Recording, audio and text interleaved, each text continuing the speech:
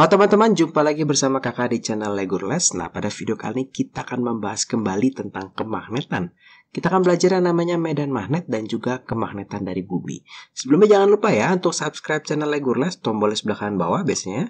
Nanti sebelah kanan akan kakak kasih ya sebuah info untuk link sehingga teman-teman bisa belajar kemagnetan dari awal sampai akhir.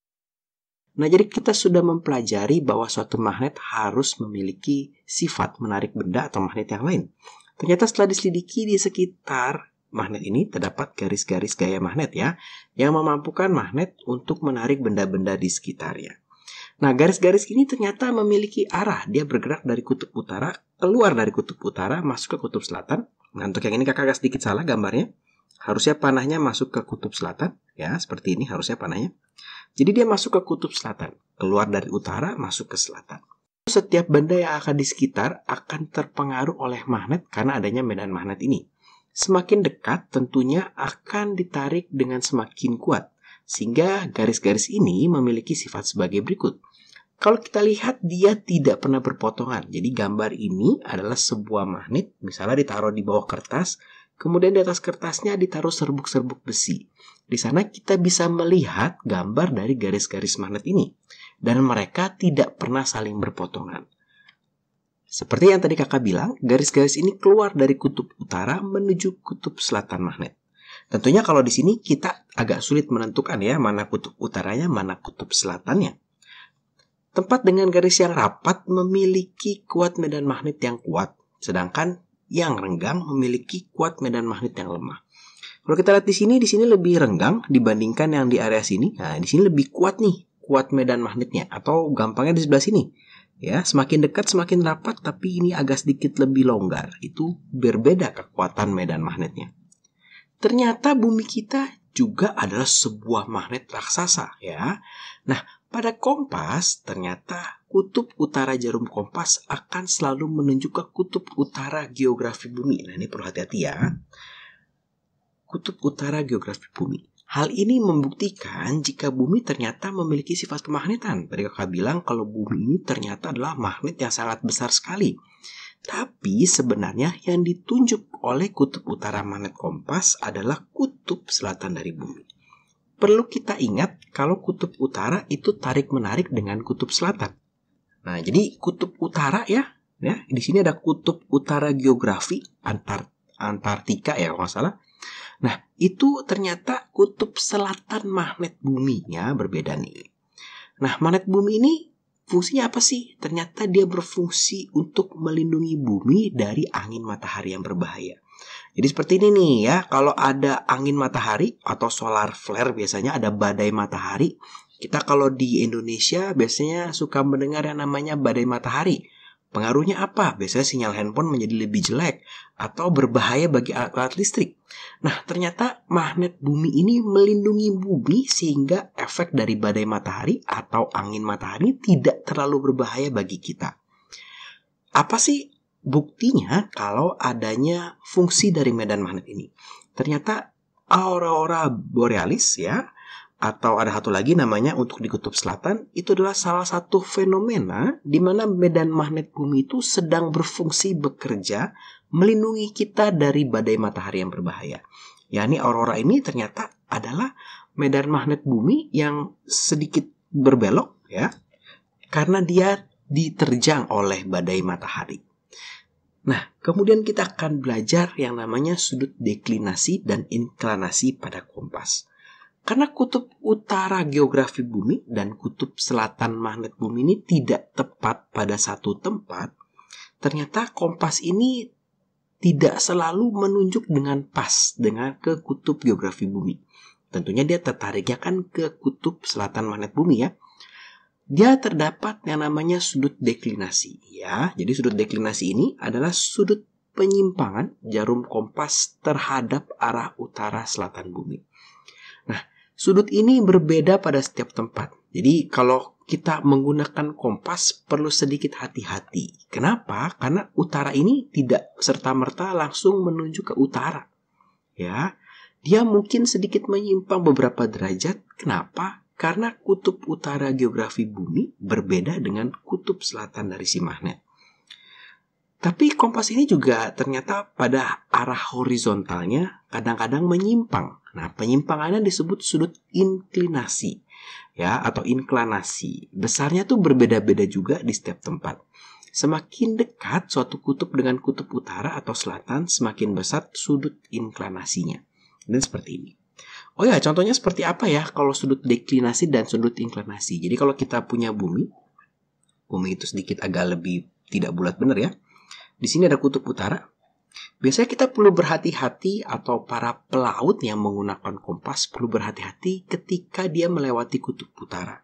Kenapa? Karena tiba-tiba nanti arah kompasnya bisa terasa berubah-ubah gitu ya. Nah, itu karena memang misalkan kutub magnetnya ada di sini gitu ya. Ternyata kutub utaranya di sini nih.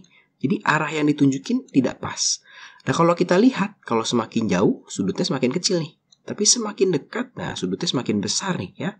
Jadi berbeda-beda nih besar sudutnya di setiap tempat. Jadi perlu hati-hati memang bagi para pelaut. Gimana sih contoh-contoh soalnya? Masih tetap berkaitan dengan teori-teori berdasarkan yang tadi.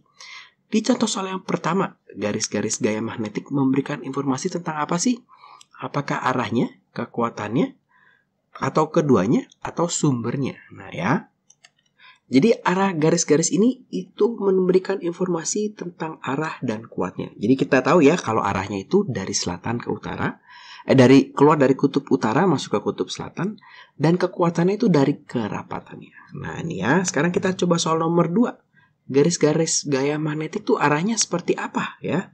Apakah ini harusnya ada arah nih? Arah garis-garis gaya magnetik adalah dari muatan positif ke negatif, dari kutub selatan ke kutub utara, dari ujung magnet ke ujung magnet, atau dari kutub utara ke kutub selatan.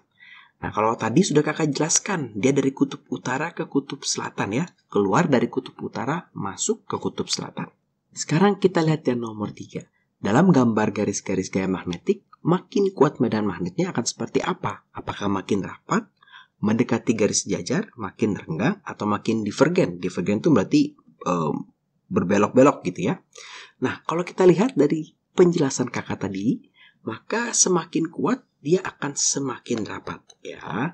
Dia akan semakin rapat. Kalau renggang, ini akan semakin lemah. Oke. Nanti ada juga soal-soal kita disuruh menentukan gambar garis-garis gaya magnet yang tepat. Tentu kita memperhatikan dia keluar dari utara, masuk ke selatan. Jangan yang C. Yang C ini nggak ada arahnya ya. Yang D ini kebalik, dia keluar dari selatan masuk ke utara.